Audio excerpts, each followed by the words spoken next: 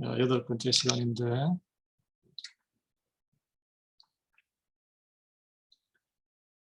챕터 7번 7장입니다. 구약의 드라마로 최고의 인생을 배운다.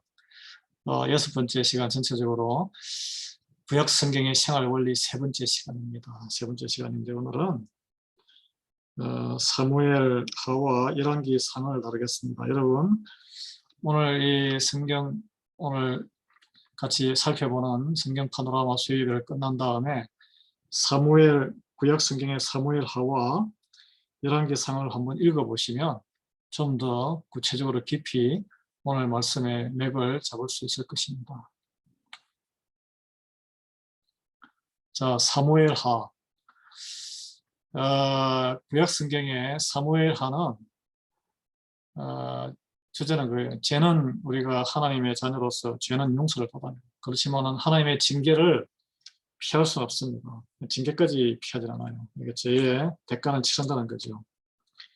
여러분, 기독교 외부에 있는 사람들이 우리에게 하는 말은 아니 뭐 매주 와가지고 회개한다 그러고 죄를 빨리 하듯이 죄를 씻고 또 잘못하고 하나님께서 죄를 다 용서하시고 또 죄를 짓고 회개하고 그만인 이런 이상한 종교다. 그래서 안 믿는, 나는 양심상 그럴 수가 없다. 잘못한 거는 잘못한 거고 잘못한 거는 벌을 받아야지. 이렇게 이야기하는 사람이 있습니다. 혹시 여러분께서도 그런 점에 의아하게 생각하지는 않습니까?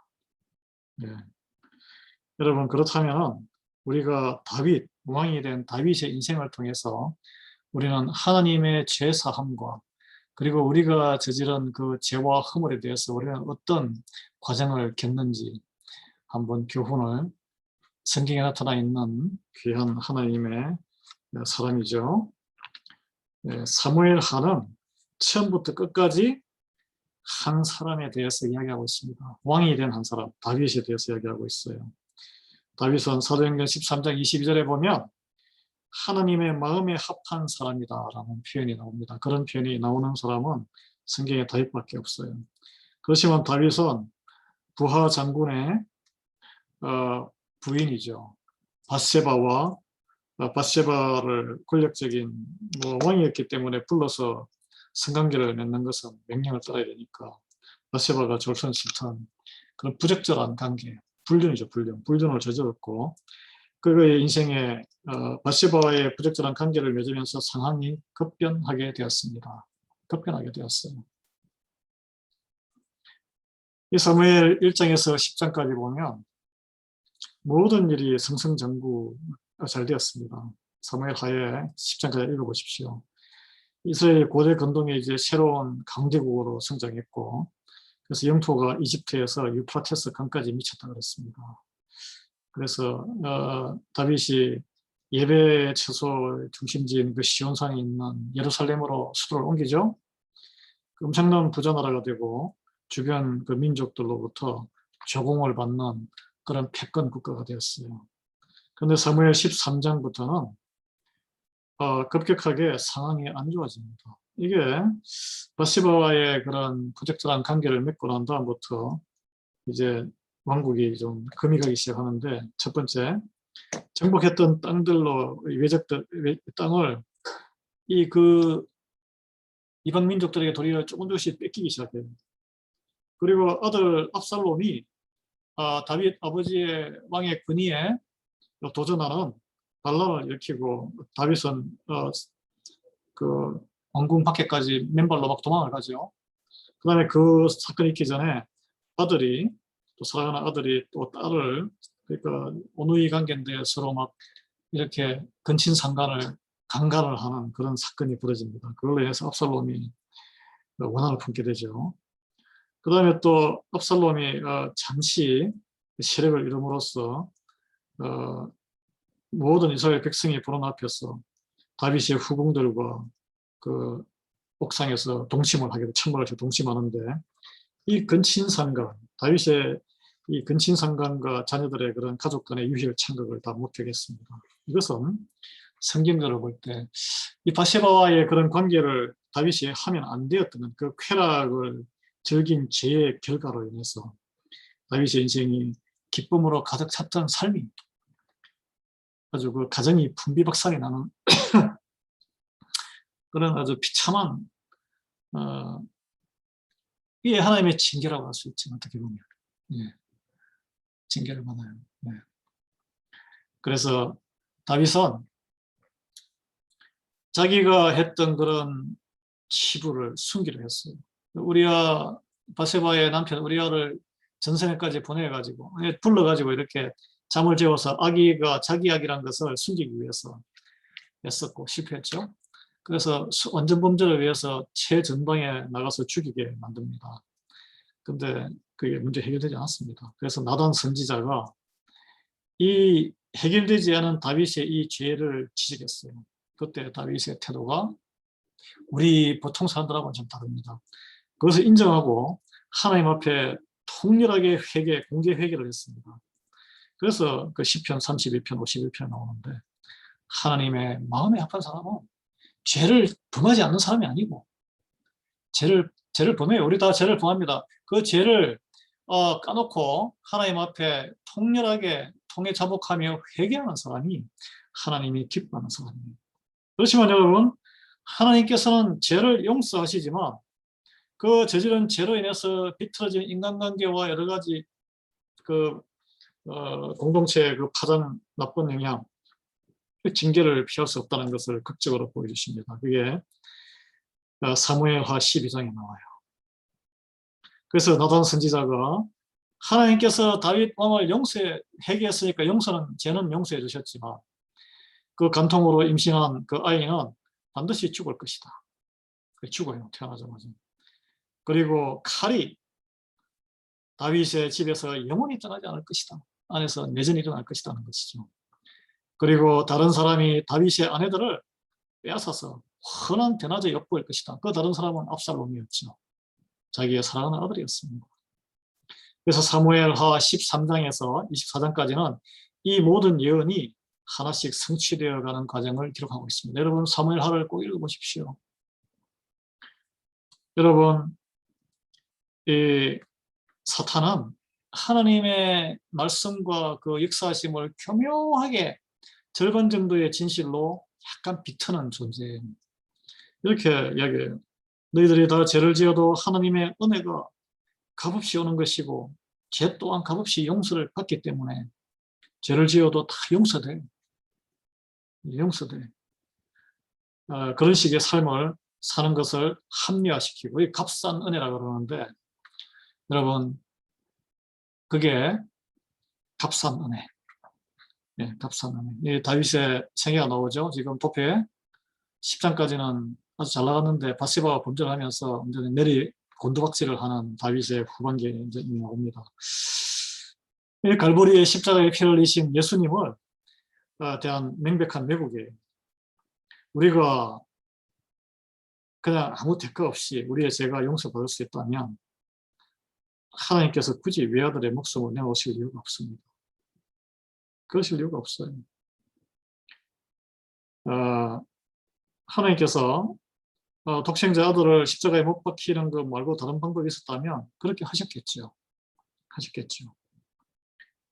여러분, 하나님이 우리가 오늘 명심해야 될 것은 하나님이 다윗에게 그렇게 마음에 합한 사람, 다윗에게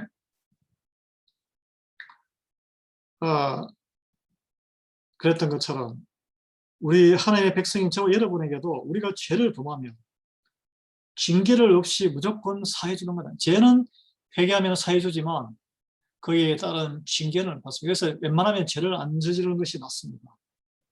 예. 왜냐하면 우리가 그냥 놔두지 않아요. 죄를 짓고도 멀쩡하게 살아가게 내두지 않아요. 우리 자녀이기 때문에 죄를 계속 짓고 또 짓고 또 짓고 하면은 왜냐하면 하나님을 욕되게 하기 때문에 하나님의 백성이 아닌 사람들에게 하나님의 원수들에게 하나님을 모독할 빌미를 제공한다라고 역대 이제 사무엘하 12장 14절에 나옵니다. 여러분 그렇지만 우리에게는 자유의지가 있죠. 자유롭게 선택할 수 있습니다. 우리의 눈으로 안목의 정욕을 채울 수가 있고 하나님을 바라볼 수 있는 선택은 우리에게 있습니다. 우리가 선을 행하든지 악을 행하든지 우리가 선택하도록 해요. 그렇지만 거기에 따른 결과는 우리가 책임을 져야 합니다. 예를 들어 여기 책에 예가 나와 있는데 만약에 권총을 들고 은행을 쳐는 은행 강도가 되었어요. 그리고 나서 진심으로 회개한다면 우리의 나중에 죽고 나서 심판되었을 때 하나님께서 우리를 용서해 주실 거예요. 예수 그리스도의 보혈로 용서하겠지만 그렇지만 우리가 살아생전에 감옥을 틀었으니 그 튼 돈을 변상을 하고 그리고 감옥에 가서 깜빵에서 징역 생활을 해야 됩니다. 예를 들어서 또 다른 한 예로 평생 담배를 피운 사람이 갑자기 30년 담배를 피웠는데 갑자기 열심히 기도한다고 해서 폐암의 위험에서 벗어날 수 있는 게 아니에요. 잘못된 습관이 질병을 몰고 오는 것처럼 여러분 우리가 계속 짓고 짓는 죄는 예수 그리스도의 보혈로 죄는 용서를 받겠지만 그 죄로 인한 망가지는 것, 영향을 받는 피해, 징계는 우리가 고스란히 받는다는 거예요.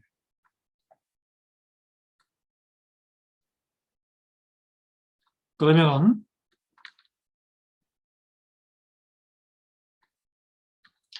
이 하나님의 징계와 하나님이 우리를 징계하실 때 우리를 싫어하기 때문에 징계하실까요?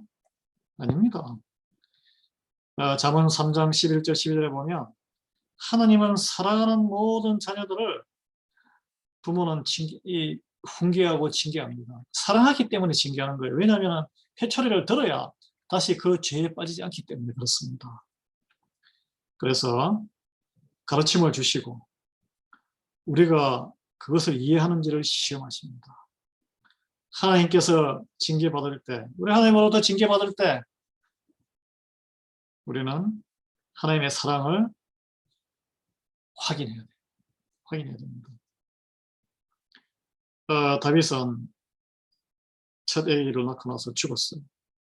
그렇지만 다윗과 바세바가 낳은 다음번 아들 솔로몬, 하나님께서 그 솔로몬을 베이비를 이스라엘의 차기 왕으로 삼기로 했습니다. 어떤 왕보다 지혜롭고 부유한 왕이 되었죠. 그리고 하나님께서 그 아이를 사랑하셨어요. 진정하게 회개하고 그 사이에 난 불륜의 씨앗, 죽음으로 고통을 맛보게 하고 징계를 받았지만 그 다음에 난 아이에게는 축복을 주었습니다. 이름이 여디디아라는 별명을 지어주셔서 하나님께서 사랑하시는 자. 여러분 이 역대상 오늘은 사무엘 하는데 역대상이 또 똑같이 진행이 돼요. 같은 다윗의 생애를 하나님이 해설하셨는데 다윗의 생전에 범했던 이 밧세바 죄가 이 기록에서 빠져 있습니다. 역대상에서는. 예, 그 기록에 빠져 있는 것은 하나님께서 죄를 사하면 우리의 죄를 기억하지 않으시고 다 치워주십니다. 치워주세요. 여러분 우리가 죄를 용서받은 뒤에 우리가 저질렀던 죄에 대한 징계, 고통 그런 거 묵묵히 하나님의 사랑으로 여러분 인내하시기 바랍니다. 인내하시기 바라요. 죄는 용서해도 징계는 감당하게 하십니다. 감당할 만한 징계와 훈육을 우리에게 주십니다. 우리가 죄를 다시 짓지 않도록 훈련시키는 거예요. 저도 이렇게 질병이 암이 찾아와서 지금 단기간 동안 고생을 하고 있는데 일종의 어떻게 보면 하나님의 징계 같은 사건이에요. 육신의 정욕과 안목의 정욕, 그에 대한 훈련을 스스로 말씀으로 극복하지 충분하지 못하니까 하나님께서 이렇게 하시지 않나. 저는 뭐 그런 마음도 있어요. 이게 뭐 그냥 일상적으로 신체 사이클의 나이에 들어서 이렇게 드는 병이긴 하지만 우리가 유전적으로 그 분야가 우리 아버지를 비롯해서 약하기 때문에 드는 것이지만 영적으로 보면 그렇다는 거죠.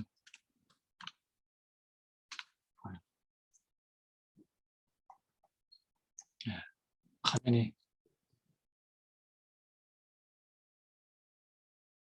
좀 엉클어졌는데 다시 하겠습니다.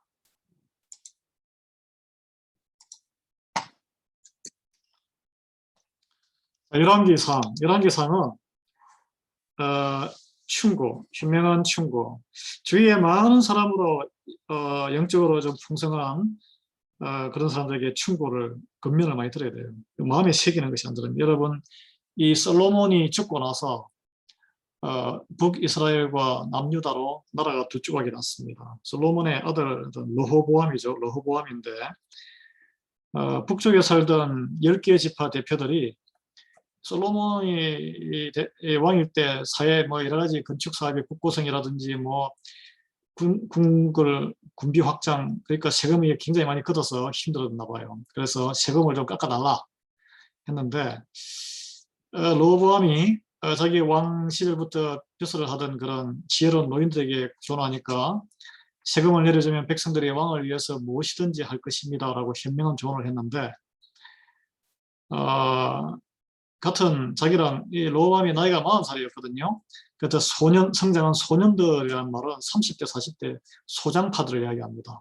원로들의 이야기를 듣지 않고 소장파들의 이야기를 들었더니 아유, 그냥 백성들 하자는 대로 이야기 들으면은 그냥 근위가 않습니다. 앞으로 저 사람들한테 끌려다니게 됩니다. 저 세력을 믿고 왕에게 감히 덤비는데 저 다수파들 저 말 들으면 절대 안 됩니다. 세금을 도리어 올리고 더 엄하게 하십시오. 하나를 주면 열을 달라고 할 테니까 초장부터 버릇을 잡아야 합니다. 그래서 이 르호보암이 젊은 사람들의 소장파들의 자기 나이 또래의 사람들의 의견을 들었습니다. 그래서 어떻게 됐습니까? 이 10개 지파, 절대 다수의 북이스라엘 거의 뭐 한 70% 정도의 이스라엘 땅이 독립선언을 해버렸습니다. 그래서 세금 바치기를 거부해버리고 그리고 르호보암이 보낸 강제노동 감독관을 살해했어요. 그리고 이름도 비슷하죠. 여로보암이라는 다른 사람을 북이스라엘의 왕으로 추대했어요. 그래서 200년 동안 이게 서로 분열 남북 관계가 되는데 이 서로 혈족인데 우리나라의 남한과 북한처럼 대한민국하고 북한처럼 서로에게 사이좋게 지내기보다는 원수처럼 지냈습니다. 여러분 솔로몬은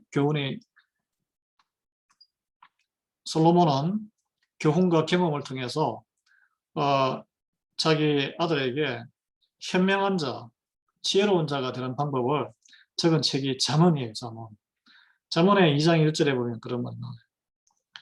많은 현명한 카운셀러, 좋은 자들을 두고 이야기를 귀를 기울이라 그런 말이 있는데 이 르호보암은 아버지의 그런 걱정을 제대로 받아들이지 못했습니다. 좋은 자가 많으면 안전하다는 원칙을 3번이나 잠언의 11장에 나오고 15장에 나오고 24장에 나옵니다. 그게 보면 현명한 좋은 것. 현명하다는 게 뭐예요? 하나님의 말씀으로 성령 충만한 사람들의 말을 들은다는 것입니다. 신앙이 깊은 자들, 신실한 자들, 교회에 헌신하는 자들, 신앙공동체의 교회를 위해서, 섬김을 위해서, 전도와 선교를 위해서 자기의 가진 것 아낌없이 시간과 열정과 재물을 드리는 이들, 그런 이들의 목소리에 귀를 기울이는 것이 교회예요. 교회는 절대로 다수의 너나 할 것 없이 다 한 목소리 내는 곳이 아닙니다. 헌신하는 자들이 하나님의 나라를 침노하는 것이기 때문에 하나님을 사랑하는 자, 사랑은 헌신으로 드러나게 되어 있습니다. 어떻게 하나님을 사랑하게 됩니까? 내가 하나님으로 받은 은혜, 내가 죄인인데 내 죄가 이렇게 엄청나게 큰데 그것을 이렇게 나같이 벌레맛도 못한 인간을 하나님께서 사랑하셔서 예수님을 통해서 나를 구해주시고 그 감격이 있는 자, 기쁨이 있는 자, 감사가 있는 자가 감사가 있고 기쁨이 있으면 당연히 나와서 헌신하고 예배하고 봉헌하고 헌금하고 봉사하고 전도하고 말씀을 사모하게 되어 있습니다. 그런 사람들이 현명한 자예요. 그런 자들이 교회와 공동체를 위해서 조언할 수 있고 발언권을 행사할 수 있는 사람이에요. 네. 전혀 헌신하지 아니하고 말씀도 관심 없고 하나님 사랑하는 것보다 내 자신을 내세우기 좋아하고 왜 나를 서운하게 하나? 나 그러면 교회 안 나갈 거야, 목사님. 아유, 내가 헌금 안 하면 교회 돌아가나 보자. 이런 그 못된 마음, 하나님께서 기뻐하지 않는 마음입니다. 네. 그런 분들이 교회에 감내나라, 배내나라 할 수 없는 거예요. 그런 분들은 교회 지분이 없는 분들이에요. 하나님 나라에도 설 곳이 없습니다. 나중에 하나님 주님께서 당신 누구지? 내가 너를 사랑하느냐? 우리 베드로에게 부활하신 주님이 말씀하셨잖아요. 사랑하는 마음이 없는데, 사랑하는 마음이 없으면 당연히 내가 가지고 있는 피 같은 내 돈을 어떻게 써요? 그럼 너무 뻔한 거예요. 그래서 현명한 조언자, 현명한 조언자들끼리 모인 곳이 현명한 지혜로운 자, 하나님의 말씀을 사모하고 하나님을 사모하는 자들이 모인 곳이 교회입니다. 여러분, 그래서 이 엉뚱한 세상의 권력관계 이런 데 영향을 받은 르호보암이 결국은 나라를 쪼개먹고, 이스라엘은 10개 지파가 이제는 사람들이 막 예루살렘까지, 성전까지 이렇게 예배를 하러 다니고 하니까, 뭐 요즘 한국으로 치면은 뭐 휴전선을 딱 막아가지고 못 넘어가게 하죠. 그리고 자기 그쪽에 사마리아에 성전을 지어가지고 금송아지 상을 세워서 완전 우상 숭배를 하고 완전 타락하지 않습니까? 그 결과는 뭐예요? 하나님의 말씀대로 살지 않는 결론은 멸망입니다. 중간이 없습니다. 사탄의 밥이 되는 것이고 세상 악한 권력에 억눌려서 노예 생활로 다시 비참하게 돌아가는 거예요. 마찬가지로 여러분께서 하나님을 믿는 사랑하는 마음이 식어지고 하면은 지금은 뭐 있는 듯이 없는 듯이 살지 모르지만 여러분의 말년과 여러분 죽고 나서의 인생이 이제 영생이 없습니다. 그리고 자녀들의 인생, 남겨두는 눈에 넣어도 아프지 않은 자녀들의 인생은 여기 사진에 나오는 것처럼 노예의 삶으로 이 이방의 땅에서 아주 인종차별당하면서 노예보다 더 비참한 그런 삶을 살게 되는 거예요. 여러분 그런 삶을 원하지 않잖아요. 하나님이 지혜의 원천입니다, 여러분. 하나님을 두려워하는 마음이 있어야 돼요. 하나님은 반드시 징계하고 심판하시는 분입니다. 눈에 보이지 않죠? 개구리가 쏟아내서 물이 뜨거워지는데 죽는 줄도 모릅니다. 그와 마찬가지입니다. 하나님을 떠나는 자 서서히 죽고 있는 겁니다. 그렇지만 하나님을 두려워하는 마음으로 구하는 자에게는 지혜를 선물로 공짜로 주신다고 잠언 1장 7절, 야고보서 1장 5절에 나와 있습니다, 여러분. 그리고 그런 현명한 성령 충만한 자들을 모아서 교회 공동체를 통해서 하나님의 뜻이 또 말씀을 선포하는 목사를 통해서 전달되게 돼요. 하나님께서는 창조주시, 창조주. 무에서 유를 창조하시고 이 세상을 만드시고 섭리하시고 우주 얼마나 광대합니까? 우주를 만드신 분이고 우주를 지금도 쪼개고 붙이고 늘렸다가 망가뜨렸다가 주관하시는 분입니다. 그 하나님의 말씀에는 모순이 없습니다. 하나님을 두렵게 얘기해야 됩니다. 하나님을 가볍게 내 수준으로 생각하니까 가볍게 얘기합니다. 여러분, 하나님께서는 하나님의 아들과 성경을 통해서 가장 근위 있게 우리 눈에 보이게 말씀하셨어요. 우리는 어떤 결정을 할 때 기록된 성경의 말씀을 근거로 그리고 예수 그리스도를 본받아 결정을 해야 됩니다. 그것이 가장 지혜로운 겁니다. 이 르호보암이 할아버지가 다윗인데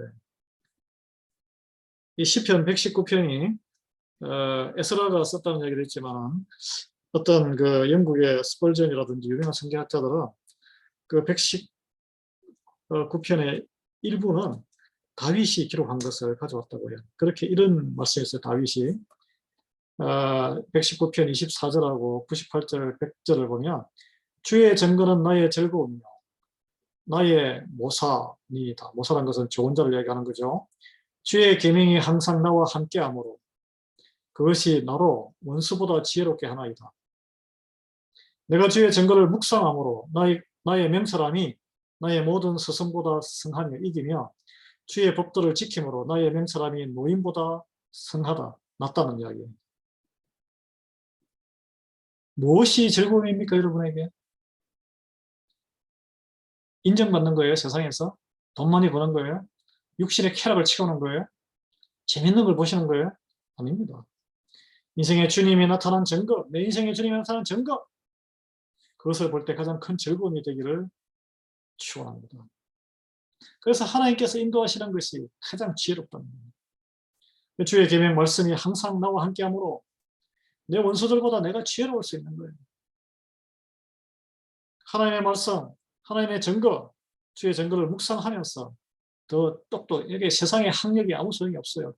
그러니까 이 바보 똑똑이, 그 똑똑, 학벌만 높은 바보들이 얼마나 많은지 아십니까? 하나님을 모르면, 만나지 아니하면 바보가 됩니다. 죽음이 있다는 것을 몰라요. 인생이 허무하다는 것을 몰라요. 그래서 이 말씀을 묵상했더니 모든 선생, 스승보다 더 현명하고 그 주의 법도를, 말씀을 지키니까 명철하고 똑똑한 것이 인생을 오래 산 지혜로 경험을 한 노인보다 나이에 상관없이 총명하고 지혜롭다는 거예요. 여러분, 지식을 원하시면 요즘 구글에 들어가거나 아니면 더 전문 지식을 원하면 대학교에 가서 공부하면 돼요. 그래서 책을 읽어보세요. 그렇지만 그 지식은 크게 쓸모없습니다. 요즘은 AI, 인공지능 컴퓨터가 나와서 그 안에 지식 다 있어요. 지혜가 있어요. 지혜. 경우에 맞게 이 많은 변수들 사이에서 가장 현명한 지혜, 생명을 살리는 지혜 어디에서 옵니까? 하나님과 하나님의 말씀밖에 없습니다. 변치 않는 진리의 기준, 하나님의 말씀. 그리고 말씀이 잘 이해가 안 된다. 그러면 성령 충만하고 믿음 충실한 우리 교인이나 우리 같은 교우나 헌신하시는 분, 왜 저렇게까지 헌신을 하시나, 그런 분에게 가서 여쭤보는 거예요. 그리고 목사들에게 물어봐도 되고, 경건하고 영적으로 성숙하다고 인정되는 사람에게 의뢰를 하시고 지혜를 구하시기 바랍니다. 그렇게 하지 않았기 때문에 솔로몬의 아들 르호보암은 멸망의 길을 걸었고 결국은 민족이 나중에 다 멸망을 해요. 마찬가지입니다.